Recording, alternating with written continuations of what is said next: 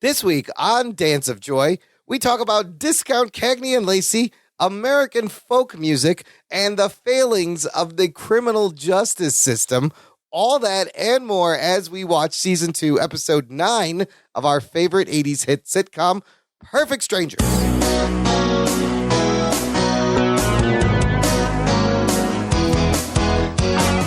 Hello, listener, and welcome to Dance of Joy, a Perfect Strangers rewatch podcast. My name is Imran. Joining me, as always, my lovely sister, Sophia. How's it going, Sophia? Hello, Imran. What's up? I'm good. I think we may have to get new identities, get into the witness protection program. I want to call me, from now on, call me Frank Steven Stone Smith. Jensen.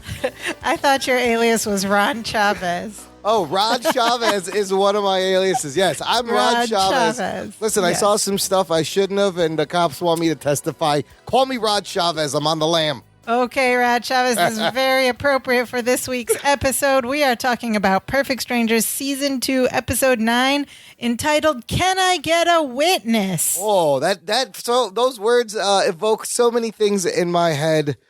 The gospel and song. So right away I think of a song, and this title does refer to a song, but it's not the song that came to my head right away, Sophia. Okay, what was the song that came to your head? The song I think of when I hear Can I Get a Witness is the song Some Kind of Wonderful from Grand Funk Railroad. There's a line I go, can I get a witness? Can she some kind of but all right. This song, Can I Get a Witness, is a Marvin Gaye song from 1963. Also, a great song. Great. The TV Guide description read, a racketeer who tricked Balky into making illegal deliveries for him threatens the boys' lives if they testify against him in court. The old threaten to not testify routine. A racketeer. It's been a minute since we've heard about racketeering in this world. It's an interesting choice of words. Yeah, racketeer. It's so soft now. You can't call it that. Of course, Perfect Strangers starring the hilarious Bronson Pinchot, Mark Lynn-Baker. This episode first airing originally November 26th, 1986. All right, Act 1. Let's get into it. We open at the apartment. Larry is standing at the table looking over a mess of albums, records in jackets, his record collection. And it seems that Balky has messed up which records have gone into which jackets. Do we have to explain what vinyl records are for younger listeners, maybe? I don't know. I think they know. They're large pieces of plastic discs that you put a needle on and they play music. It's like magic. It's like an MP3 printed into an actual substrate. Yeah, you're going to have to Google that, younger listeners. Anyway, it's worth noting that the scene opens, Larry's in this bright sort of like seafoam green / mint. We're back on that theme sweater. Yeah. This must have been, the fashion choice for Larry's character in the late 80s. Anyway, all the records are in the wrong jackets. He goes through them one by one. Wayne Newton is in Juice Newton's jacket. Nope. Olivia Newton-John's jacket has Elton John record inside. Wait a minute. Elton John this is the first time Elton John is ever inside Olivia Newton-John. Yes, ever. That's the first time, the only time that's going to happen. So Larry's that's just the opening scene. He's looking pretty exasperated. Balky enters the apartment excited, very excited. He's wearing a heavy winter coat and he's wearing this hat that makes his head look like a bullet. Yeah, what is this hat? It's like pointy on top, and then it comes down under his chin and ties over his ears. It looks like a bullet. And this is the first time we see him wearing this bullet hat, but it will come back again. Oh, so this is like a signature Miposian winter hat, maybe, yeah. And it's also aerodynamic, so if he's ever shot out of a cannon, he'll just slice right through the air with the bullet hat. He goes, cousin, something wonderful happened to me on the way home. Don't tell me, Larry says. You found work as a human cannonball. There's my cannon joke. Balky says no. While he was at the newsstand buying Spider-Man comics. First of all, I love he reads Spider-Man comics off the newsstand. And he has Spider-Man pajamas. And he has Spider-Man pajamas and Spider-Man underwear. Was it underwear? Underwear, Three things. yes. So he was at the newsstand buying Spider-Man comics, as I have done. He says a nice man offered him a delivery job. Balky has 2 jobs now, and he says we are now a 3-income family. And with his first payday, he has bought Cousin Larry a gift, and he hands Larry a brown wrapped package. And Larry is touched. He's like, oh, you shouldn't have. He takes the package. He goes to the couch. He opens it up and he pulls out this like contraption with wires and a little LCD screen. And he says, oh, this is what is this? And Balky explains, it's a potato clock. A potato clock. And Larry says, a potato clock? He says, yes. And he shows him, he says, you stick this into a potato and it runs off potato power. And he has a potato there in his hand for Larry to use. But don't you He's so excited. Do you need 2 potatoes? Did you ever make one of these for a science fair? I never made a potato clock. This is your classic middle school science fair experiment right here. But I guess you can buy it. I don't think you need 2 potatoes. Oh, you just need one. 2 wires. One potato. Complete the circuit. So Larry tells Balky, you really shouldn't have. And Balky's like, oh, no, I'm loaded. Vince gave me $50. And there's that number again. $50. What is it with $50 in 1986? It was like this huge amount of money. It's the cost to rent Duke Lyle to play in your baseball game. It's what you bet. It's a big juicy bet when you're making bets with your gross boss. It's the cost of Jimmy to break into Cousin Larry's apartment and pretend to burglarize him. And so we had a listener tell us the conversion in 1986. What was the amount in today's? It's about $118. $118. Not a huge amount. Still not a lot. So Balky says he says the name Vince. Who is Vince? Balky says Vince is the man who sits in the limousine parked outside the newsstand all the time. He explains. He gives me the money. He says to me that there's plenty more where that came from. And then he does this with his eye. And then Balky slowly tries to blink one eye very badly. He's having problems. Then he goes, he likes Balky. And Larry's like, I'll bet he does. And then he says, you took a job from a man whose office is a car? And Balky says, yes, and he's doing pretty good too. He has 2 secretaries in the back seat. And Larry's like, oh boy. And so Larry's suspicious immediately. And he says, yes, Balky, what exactly will you be doing for Vince? And Balky says, well, I take a package from him. I deliver it to his uncle downtown.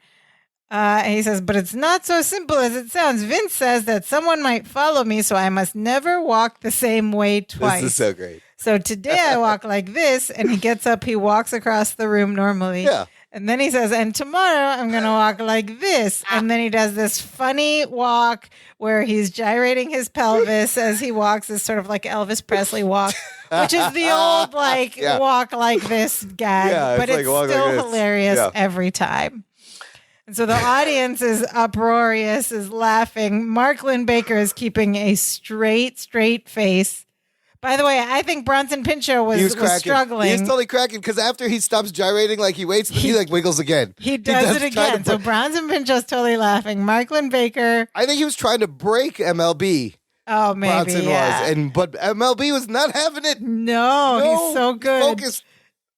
Mark's like, he just waits, and Larry goes, interesting, and without even any reaction. It also reminds me of the old joke where the guys enter, it's like in the Three Stooges, and the butlers like walk this way, and they walk the same funny way. That's the old gag that I'm referring to, or like Monty Python, the Ministry of Funny Walks or whatever. Yeah, he's like, oh, this is the argument department. You want the one next door. This is an old comedy trope, an old like. Yes, it is.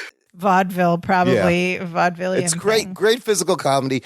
So Balky then sits next to Larry, and Larry tries to explain to Balky that Vince is a crook, and Balky is obviously involved in something illegal. This makes Balky very confused. He goes, cousin, delivering a package is illegal? Larry says, well, it could be depending on what's in it. Balky goes, oh, what's in it? Larry goes, I don't know what's in it. He goes, well, then how do you know it's illegal? Good question. Yeah. Good point, Balky. Larry says, because the package belongs to a man who works out of a car with secretaries in the back seat. So Balky says, he goes, they are not secretaries. Well, of course, the point here is that you never look before you leap, which is why you get into these messes. And now I have to bail you out. This is what Larry says to Balky. Balky turns his head away, looking indignant. He says, now, and he's like, no, I'm going to do this. So then Larry continues, says, when is your next delivery? And Balky says, I'm not telling you.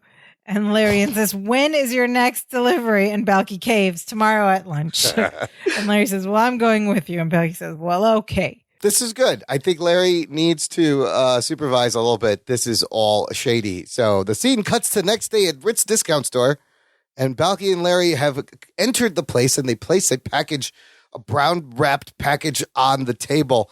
Apparently, despite Balky's objections, Larry's making a quick stop here to find out what's in the package. Balky could be smuggling drugs, Larry says. And Balky does not want to go against Vince's wishes, but Larry is determined, and he starts to open the package when Balky grabs it away from him, and we get some great physical comedy right here, Sophia. Yes, they're literally like wrestling on the table. Yes. As Larry's trying to get the package from Balky. They like get onto this table, one on top of the other. Balky grabs Larry's nose. Larry grabs Balky's hair and pulls him down on the table, trying to get the package.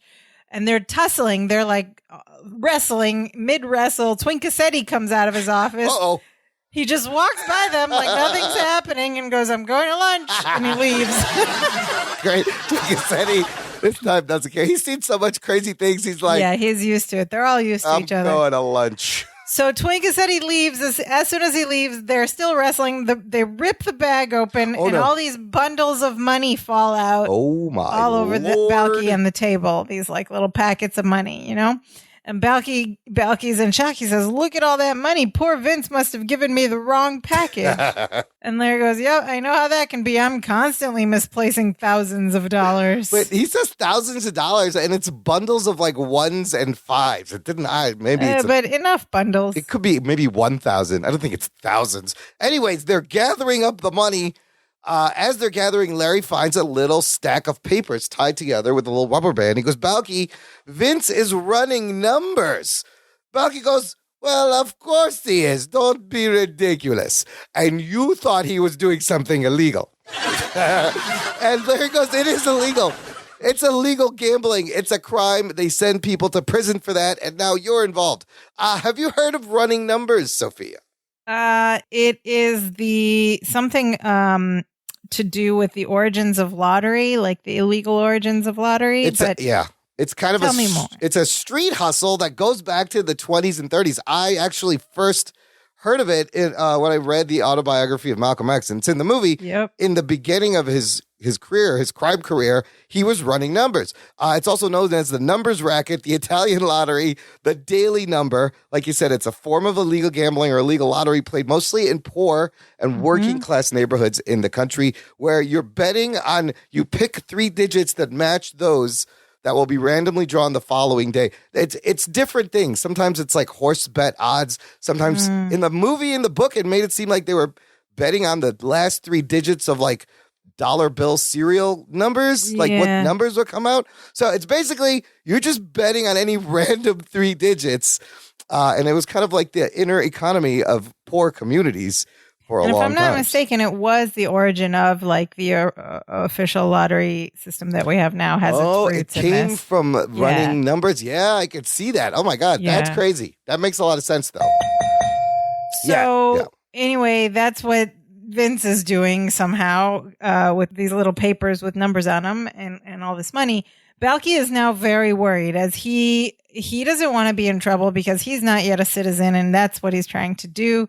They attempt to tape the package back up. But Larry's like, we got to tape this back up. He says, get me some tape. And Balky goes to the counter behind him to the tape dispenser and just grabs the end of the tape from the dispenser, not the whole dispenser.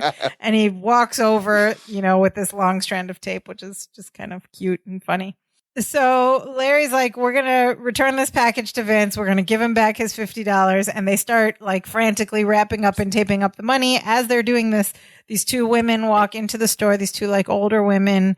And Larry's like, okay, first let's take care of these customers. They turn to the women and they're still taping the package. They say, may we help you? And one woman says, I think so. And she pulls out a badge and shows a police badge. What? She says, police, Oh my we've God. been following you for a half an hour. You two are under arrest. Holy bejesus. Oh, boy. The boys are in wow. some trouble. They are legit getting arrested as the policewoman goes spread them. And one policewoman pushes Larry to the table, pats him down, does the same to Balky, who, of course, is going to laugh and jiggle because he's being tickled. And it's funny. Yes. And then they cuff their hands behind their backs. Balky goes, are we in trouble? Larry goes, yes, we're in trouble. And the cops start reading them their Miranda rights. Oh, my God.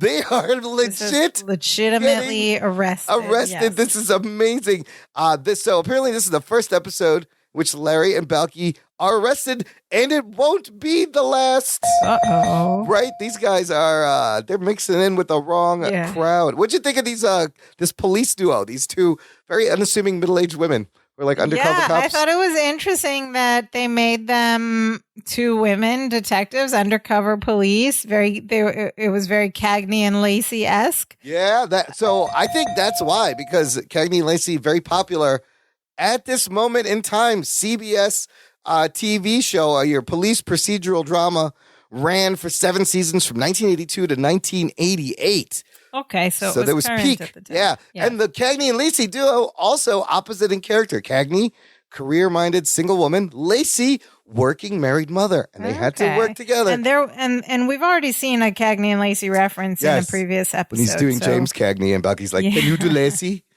I used to watch Cagney and Lacey. It was a good show. Okay. I don't remember watching it so much, but yeah. Anyway, later that night, they're back in the apartment. They've and guess who they're with? Who's there? They're with Susan? Jennifer and Marianne. Oh, Jennifer and Marianne hanging out. Now, before we tell you what's happening, Jennifer and Marianne, where did they come from? We have not seen them since... we saw Jennifer briefly last episode, but the two of them together we've not seen in the context of hanging out with Balky and Larry since the episode in the gym where they first met them. Yeah. So now they're hanging out in the apartment, very like couple-ishly, and there's no explanation, there's no context, there's no background story given. They're just there. And Susan, we haven't seen in a long, long time. Anyway, they picked up the boys from the police station. It seems they bailed them out. They brought them home from the police station. Also, Larry's wearing another green sweater, this time a darker green. Yeah, different shade of green. So Jennifer and Larry are on the couch, and Marianne and Balky are working in the kitchen. Larry thanks them for picking them up in the police station. He's trying to be all macho, like he had like a rough time in jail. Stupid Larry. Except Balky keeps ruining his machismo here. Yep. Larry goes, well, it was pretty grim, and they grilled us for hours under those lights. And Balky says from back in the kitchen, cousin, they grilled me. You fainted. And then Larry tries to save himself. He says, well, it was hot under those lights. Jennifer asks Larry about Vince, and Larry says, well, thanks to me, he says to himself, Vince got arrested. Larry explains, he goes, the police practically begged us to testify at his arraignment tomorrow. Balky chimes in, we are part of the state versus Vince Lucas. The police say that he's involved in all kinds of illegal things. Gambling is just the tip of the ice cube. There, he messed up the saying. Tip of the ice cube. Tip of the iceberg, but Ice Cube is a great rapper, so I'll give him that one. Jennifer mentions that she thinks it's the same guy that's been bothering her and Marianne. And Marianne is like, why do they let people get away with such things? Hold on, stop. I had a problem with this line because there's no further explanation. What was he bothering? doing? Like this mobster's been bothering them? Like how? What? Get away with, she said, why do people let him get away with such things? Like what things? I want to know more. Well, I mean, maybe he offered him like the secretary job before in the backseat of the car. I don't know. Who knows?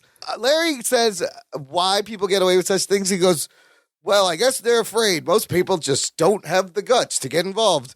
But we do, Balky jumps in. It's a dirty job, but somebody's got to do it, Balky says. Marianne looks at Balky all hot and bothered, and she goes, I just love it when you talk like that, and gives him a quick kiss on the cheek.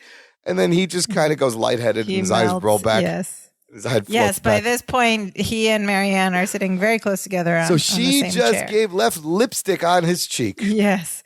So then Larry sees that happen and he looks over to Jennifer and Jennifer just does nothing. Awkward. A little awkward. He gets nothing. He was expecting a kiss on the cheek also. So he does the old yawn, put your arm around Jennifer. So lame.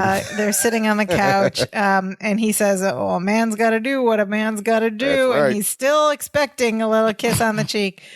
Jennifer realizes that and she looks really uncomfortable and she's like, oh, we better go. We better let you get some rest. You have a big day in court tomorrow. And Larry tries yet again. He says, well, I'm not tired, which is like, oh. And then they get up and Jennifer's like, we'll see you at the courthouse tomorrow. And the girls leave. Marianne says, good night, Balky. And then they leave. And then Balky, still with the lipstick on his cheek, he looks at Larry. He goes, you struck out, huh? Larry's like, well, we're going to be doing a good thing for the community by putting Vince away. And he's feeling very proud of himself. He's like in that I'm proud Larry, mode that he sometimes gets into. And then there's a knock at the door and Larry says, I'll get it. It's probably Jennifer probably wants to tell me how proud of she is in private. He strolls over all proud and macho and proud of himself and opens the door to reveal a very scary looking man with a black mustache, all black suit and a silver tie. Beady eyes. A small but intimidating looking dude. And Larry quickly slams the door, puts the chain on. He goes, oh my God, it's Vince. Oh my God, it's Vince. Balky goes, well, he probably just wants to apologize for getting us in trouble. As he walks over, he's going to open the door. And you can hear Vince outside going, open this door. And Larry tries stalling and saying something, so we're not here. And immediately the door just gets kicked open. Vince kicks the door open on his hinges and he enters the apartment. Oh boy, this is not going well. Larry is suddenly, we're back to, we've done a 180 from proud, confident Larry to nervous, frantic Larry. Nervous, babbling Larry who can't shut up. And he's like, Vince, hi, come on in. Our door's always open. And Balky goes, especially now. And Larry's like, oh, hey, heard you got busted. Us too. And he starts babbling nervously. He's panicking. Frantic Larry is back. His thing. He throws his hyperventilating laugh in there. He's like, Look at a lawyer. It'll be fine. He just can't shut up. And then Vince interrupts him and he says, I once had a guy named Lenny who delivered packages for me. He decided to sing. Now Lenny's with the Angels. And Balky's like, Lenny's a singing baseball player? I love that. A lot of great baseball singing with the Angels. Yes. And Vince rolls his eyes. He's like, all right, let me try again. Testify tomorrow and you'll be holding your breath forever. You got it? And Larry goes, got it. And Balky's like, I don't got it. He says, if you hold your breath forever, you... And then he goes, got it. And then he gets it and Vince leaves and the boys are worried. Act 2 opens in a courtroom set. After we see an establishing shot of the Cook County Criminal Courthouse, we get to see a new courtroom set. Larry and Balky walk in, and Balky is impressed. He goes, so, these are the halls of justice. Where are the halls of Montezuma?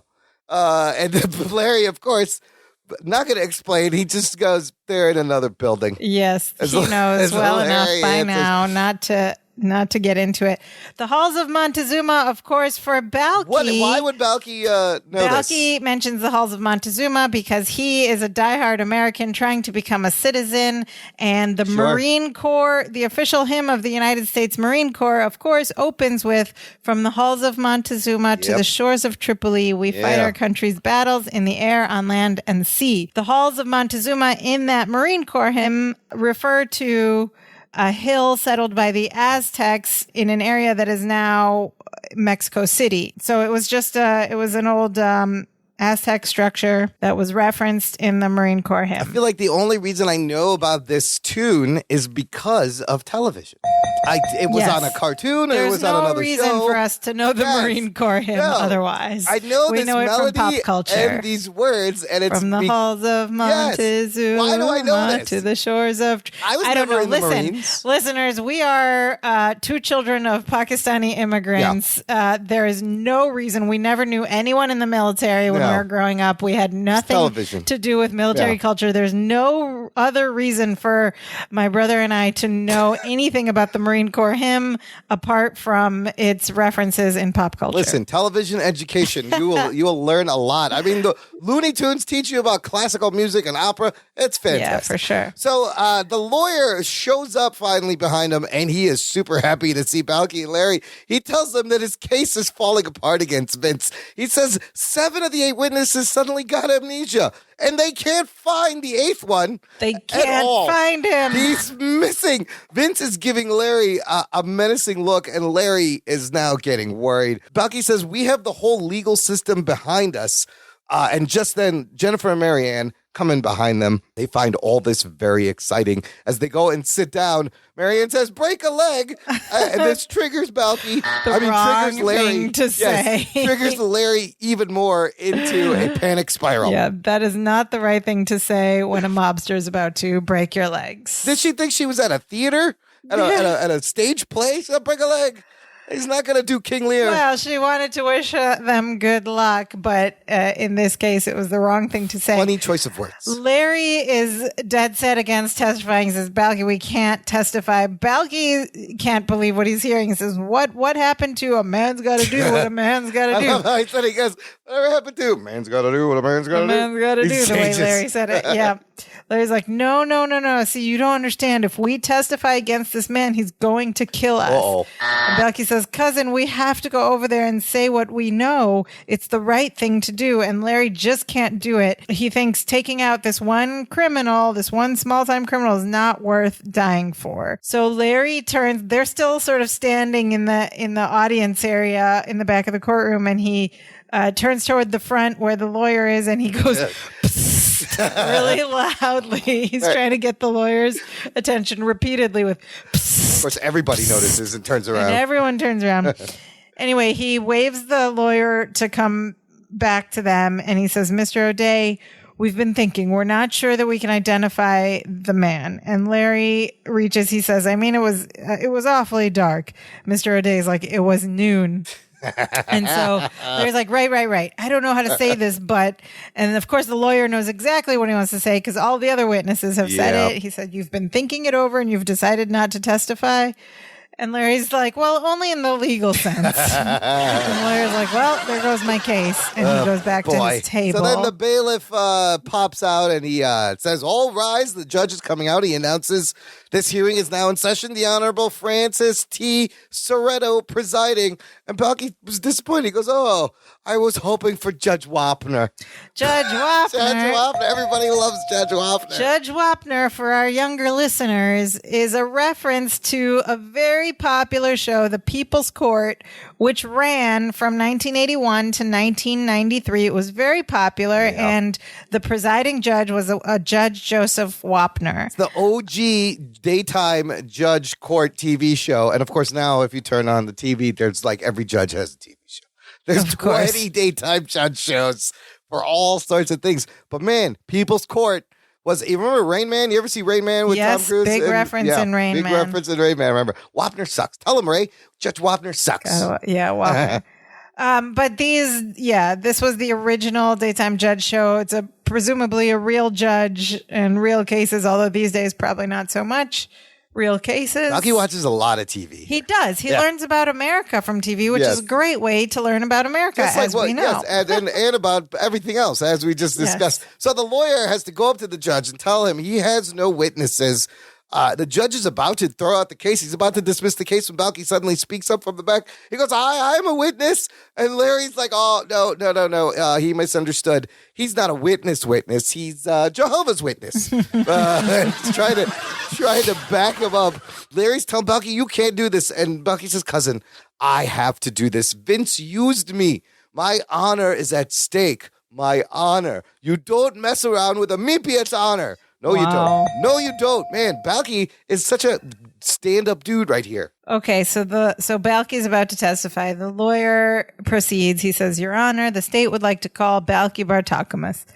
Larry takes a seat in the gallery, and Balki goes and sits down next to the lawyer, Mr. O'Day, at the prosecution's table where there's a microphone set up, and he starts doing a sound check into the microphone. He's like, a 1, a 2, a 1, 2, 3. Mr. O'Day stops him, covers the microphone with his hand. He says, Mr. Bartakamus, you're supposed to sit up there, motioning to the witness box.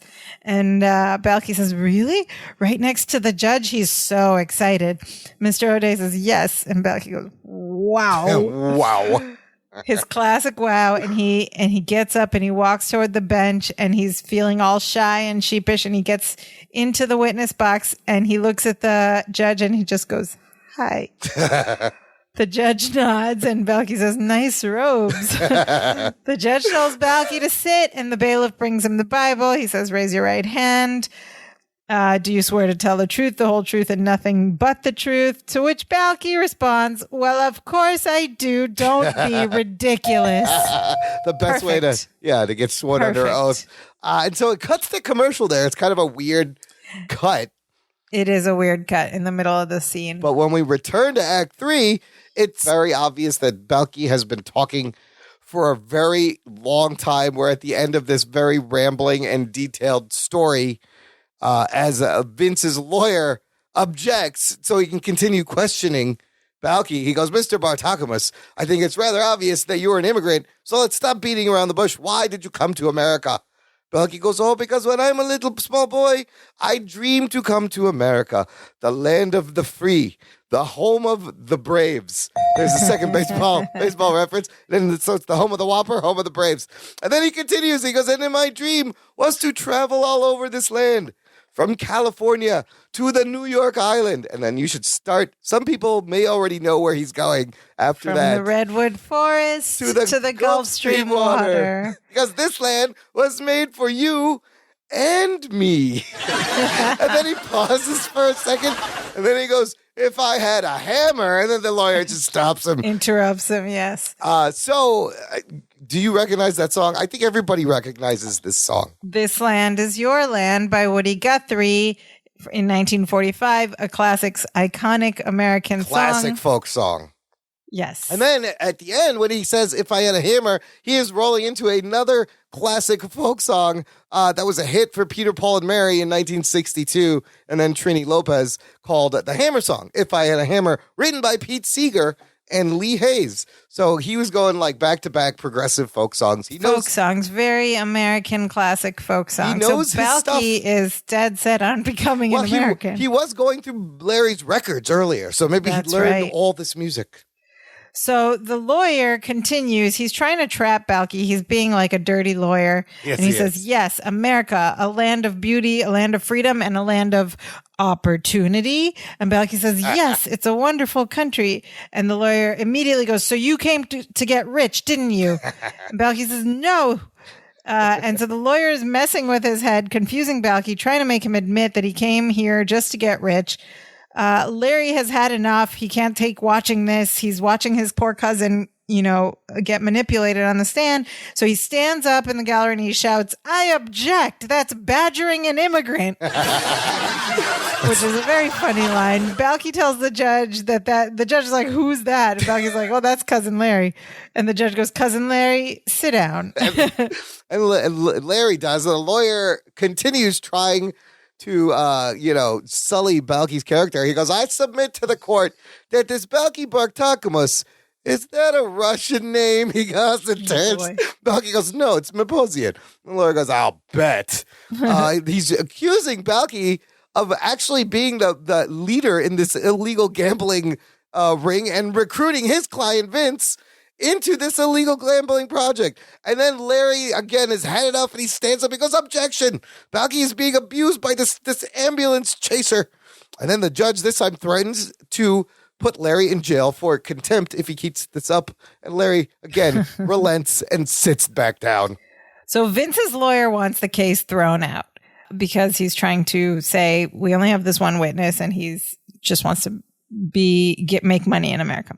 The judge says that if there are no more witnesses, he will have to dismiss the charges. But Balki is shocked by this. He jumps up. He says, how can you do that? He's a bad man and you have to take him away because the good people have to be safe. How can this happen in America? And the judge just quietly looks at Balki and says, it happens. Wow. Holy moly, Wow. what a poignant moment. And we'll come back to that at the end, but that was a very important lesson. We're not even at lesson time, but it kind of gave me chills thinking about what it meant in 86 and what it meant and what it means now. Looking through 2020, 2021. Yes. I was like, wow. How can this happen in America? It happens. It happens. Giving him the truth. People get to walk free. Balki is devastated, slumps back in the chair, and the judge is about to gavel the case dead when Larry, for a third time, stands up and objects. He says, Your Honor, guys like Vince are allowed to walk the streets because people like me are afraid to testify against them, while this man, who's not even American yet, is up there risking his life to do what's right. He goes, well, I am ashamed of myself. And the judge goes, Cousin Larry, is this rambling taking us anyplace? Larry says, yes, it is. He says, he waits, he goes, I can back everything this man said. I want to testify. And then the crowd just goes wild. And I mean, the courtroom applauses. And you hear you hear Marianne go, yay, in the background. But Larry has just an amazing hero moment. I was cheering too. I was like, yeah, you go, Appleton. Get this guy. Yeah, I mean, Larry's feeling pretty proud, but as he walks to the stand, he passes Vince, who gets all in his face, and he goes, you're making a big mistake. And Larry's like, my life is full of big mistakes. He's which is like a rare moment of Larry being like not scared and panicky. He's like, whatever, I make lots of mistakes. He walks up next to Balki in the box. He joins him, in fact, in the box, and he says to Vince, you can threaten us all you want, but we're still going to testify. And if there's any justice in the world, we're going to put you away. And Balki chimes in. He says, yeah, we're going to send you up the river without a poodle. He means paddle. Paddle, but don't give him a poodle either. Why, we want him to be alone. Poodles are very cuddly and friendly. And, of course, he says this, and the courtroom bursts into applause again. They're both heroes. Later that evening, we cut to the next scene. It's later that evening. They return to their dark apartment. Well, they're not in yet. We see the interior of the dark apartment. We hear keys jingle from outside the front door of the apartment. And then suddenly the entire door falls inward into the apartment, off the hinges, because, of course, Vince had kicked it in. And Balki goes, we're going to have to get that fixed. However, I have a question. Vince kicked it in, but if you remember, he broke the door jamb part and the door stayed on the hinges. It swung open. It was not off the hinges. When did this happen? When did the door fall off the hinges? Because it was not when Vince kicked in the door. I'm saying only roll once the tape it back. Became a funny gag. Yes, it is funny, but roll the tape back. The door never came off the hinges. It's true. It did not come off the hinges. But then you get another opportunity for another funny gag. They pick up the door, lean it back up, and then Balki puts the chain for no reason. Obviously, it's not doing anything. And now I think it's lesson time, Sophia. I'm not sure. I think so too. I'm not sure why, because we didn't have lesson time music. No explicit lesson time cheesy music. What's going on? We need the music. I guess it starts here. We'll have to figure it out ourselves. So, lesson time starts with Larry saying, Balki, I don't believe it. I saw a side of myself today that I never saw before. He's got a good point, because we've never seen him have a backbone like this. No, we haven't. And Balki says, cousin, I saw that side too. It wasn't pretty. And Larry's like, do you mind? I'm trying to resurrect a modicum of dignity here. And Balki says, oh, cousin, you got modicum you don't even know about. I love that. I love that line. It's so silly, but it just sounds so funny. It just took a while to get past all that fear. Oh, well, Larry says, yeah, well, sorry, I almost let you down. And Balki says, cousin, you don't have to apologize to me. When it really counted, you came through, and I should thank you. Thank you. And they both sit on the back of the couch as Larry It's now suddenly he's a little bit of a hero. He testified. He faced his fears. He goes, well, the important thing is because of you, Vince is out of business for a long, long time. And then Balky goes, well, I hope his secretaries get work. So there's more lesson. Larry says this is the point where they, reconcile their relationship at the end of every episode. He says, buddy, I fell apart a little in court today, but deep down inside, I knew things would work out. When guys threaten you like that, you got to show them who's boss. You got to show them they can't make you run and hide. And then the phone rings and Balky gets up to answer and he says, hello. And then he says, just a minute. Balky says, cousin, it's someone who wants to confirm 2 plane reservations to Buenos Aires. Wait a minute. So all this talk about show him who's boss, that you're not going to run and hide. Meanwhile, Larry had reserved 2 tickets for them. He had a contingency plan. Look, he's not an idiot. He had an just escape in case plan. Vince gets off, they're going to have to leave the city right away. To Buenos Aires. Not bad. So Larry gets up and he's like, oh, whoops. And he takes the receiver. He says, I'll take this. He pauses it. He puts the receiver to his ear. And then he speaks with a Mexican accent, which might be problematic today, but it's actually a very accurate It's very Mexican respectful accent. and it's very funny. Very well done. Very funny. He says, this is Jose Vasquez. Vasquez. He says, this is Jose Vasquez. Yeah. No, I won't be needing those tickets. Yeah, vaya con Dios to you too. Larry hangs up the phone and immediately becomes like macho again. And he goes, you got to show them on which side of the fence you're going to stand. You got to show them they can't push you around. You got to take a stand. And he looks at Balky, you're not buying this, are you? No Balky way, goes, Jose. no way, Jose. And roll credits. Oh, man. Fun, scary episode. Here's the thing. This is what I've observed. This apartment of theirs is a freaking crime scene, right? They had a armed burglar. They had this mobster bust the door down. There should be caution tape around this apartment at all times. What is going on here? Yes. I mean, this is not the last time they're going to get arrested. We're going to see Vince again, and we're going to hear Jose Vasquez again. All these things will be repeated. Any other observations overall from this episode from you, Sophia? Well, let's talk about Vince for a minute. Vince was played by John Del Regno. Yes. He is one of these actors that we see in this show quite often, these small parts played by actors who were like very common faces on sitcoms and numerous shows in the 80s and 90s. I'm just going to read off a list of classic TV sitcoms from the 80s that he did cameos on. The listener will know some, if not all of these. The Jeffersons, St. Elsewhere, T.J. Hooker, Cagney and Lacey. He was on an episode of Cagney and Lacey as their version of Cagney and Lacey. Night Court, The Facts of Life. Oh, Who's Night the Court. Boss? And then he's in the movie Born on the 4th of July, Another 48 Hours. He's been on Murphy Brown. He's been on an episode of Seinfeld, Melrose Place, just on and on. Full House. So we see this a lot with these actors on this show that play small parts, and Vince, the character of Vince, will return. So there's a little foreshadowing. He will return later on, played by the same actor. Interesting. So the policewoman, policewoman number 2 is played by Marianne Muller. How do you say her name? Muller-Lyle. No, Mueller-Lyle.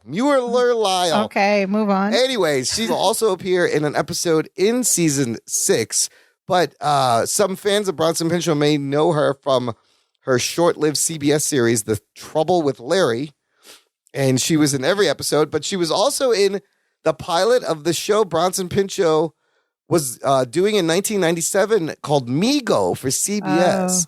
Very short-lived. Well, I don't even know if the show got picked up past pilot. We should see if we can find this show and like throw it in and try to review it. I've seen ads for it. I've seen the artwork. YouTube, yes, I've seen the picture of Mego. So she is also in Mego. And then the sad irony is the other policewoman who doesn't have any lines. This is like the biggest role she's going to have on the show. She is a returning extra. She keeps showing up in the background, but this is her most notable appearance where she's policewoman number 1 without any lines, but just standing there. She does get to frisk them and cuff them. Yeah, and she has no credit, and people don't know who she is still. She's like the face from Mike Hammer in that other episode. They didn't know who she was. So here's another fun fact. This episode was the first time we spoke about Larry doing Jose Vasquez's voice, the Mexican accent. This is the first time Larry does this when he talks to the airline to cancel the flights he booked. In future scripts, the writers would just put a la Jose Vasquez whenever they wanted Mark Lynn-Baker to do that Mexican accent. He just does, he just jumps into the thing. And then finally, Dimitri sightings. I don't know if you guys saw this.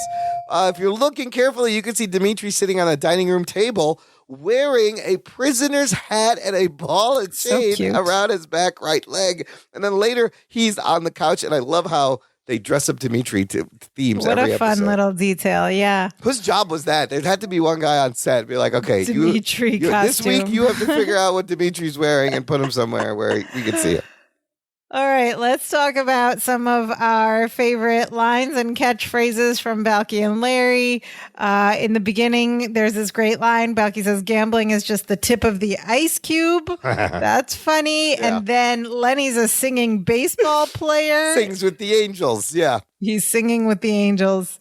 We talked about the halls of Montezuma when Balky says, oh, these are the halls of justice. Where are the halls of Montezuma? America, of course, is the home of the free and the land of the braves. And the Whopper.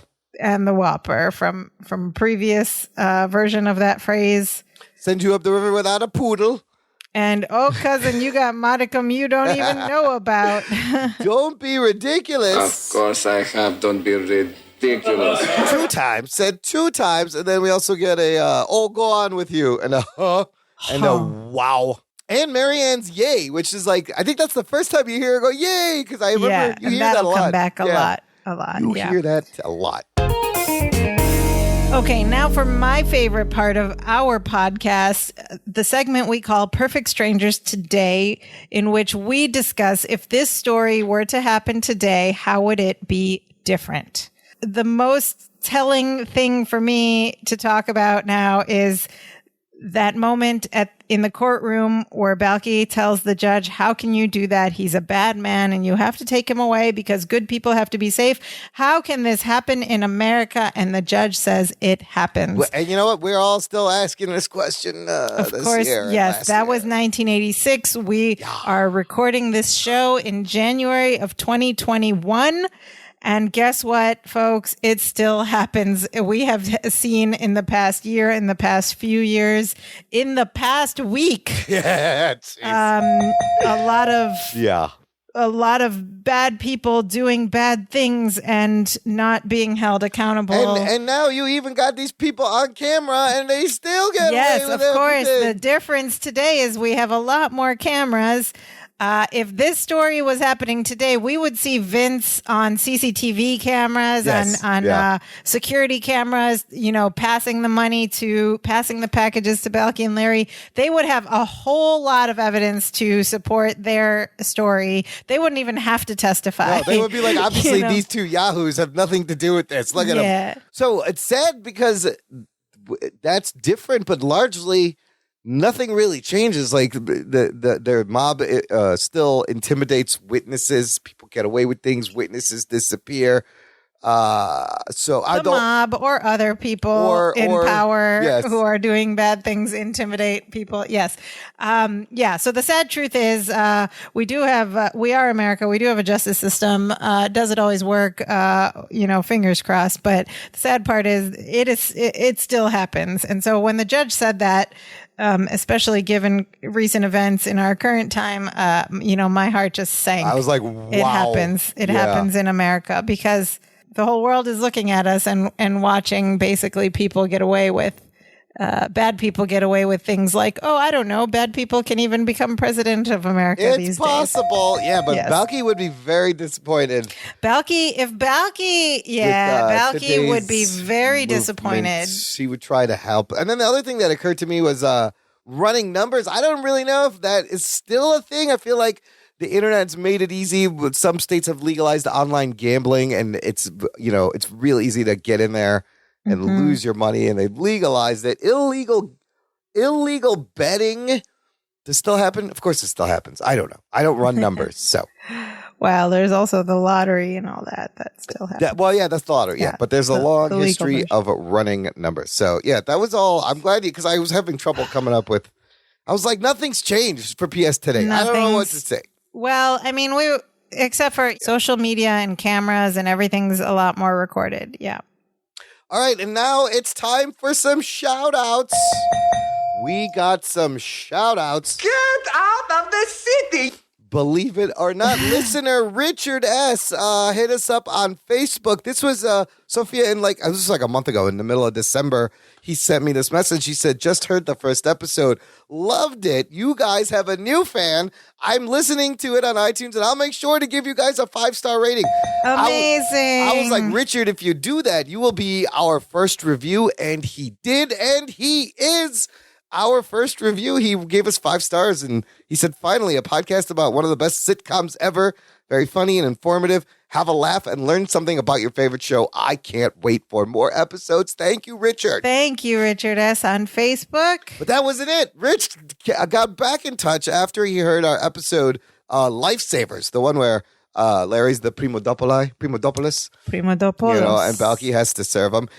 After hearing that, he goes, just finished the latest episode. Love it. It was great as always. I wanted to give you a note. The word Primodopoulos is, of course, made up, but the first part of the word primo in Spanish means cousin. This is true. He says, I thought that was interesting. Keep up the great show. So I thought they were just making up words, but I think there's some thought behind a lot of these made up Maposian names.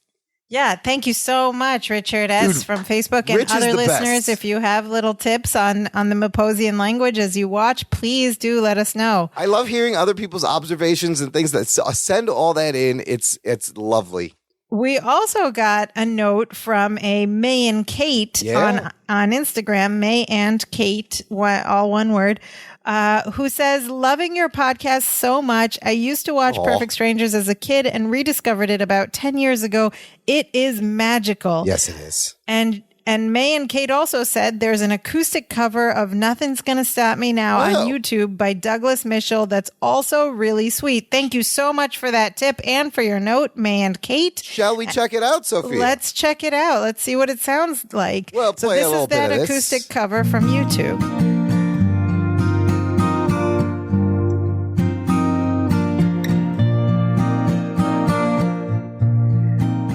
I think there's singing on it at some point later as well. It's a long, mellow intro. It's a very long, mellow. Listen, we're getting in the mood here.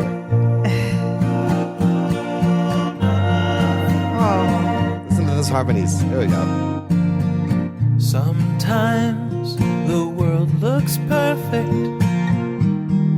nothing to rearrange.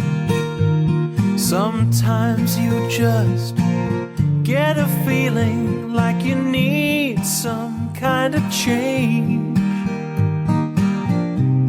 No matter what the odds are this time, nothing's gonna stand in my way.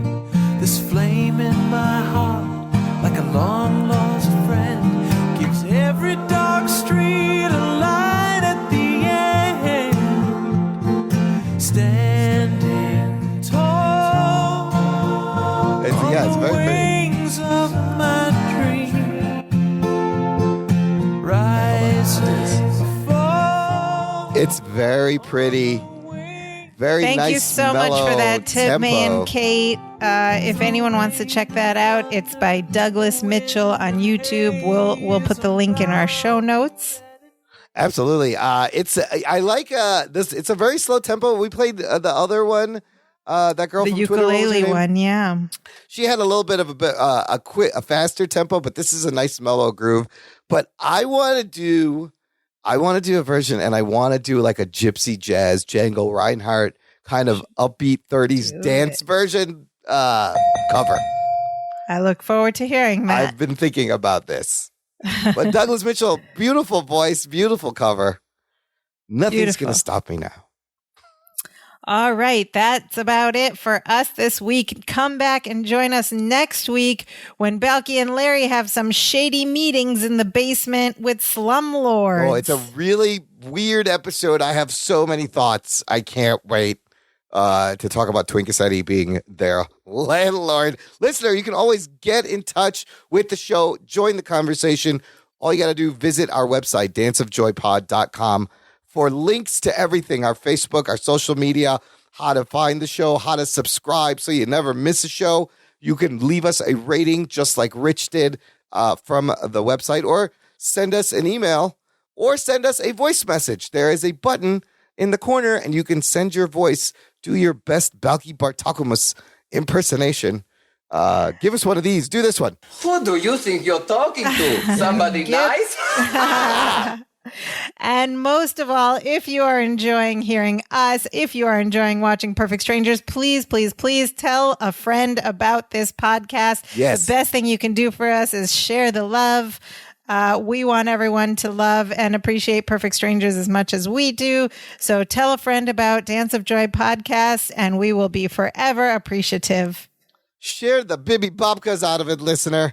We need your help. Thanks for listening. We'll catch you next time. And now... Now we are so happy we do the dance of joy. Hey, hey, hey, hey, hey, hey, hey, hey.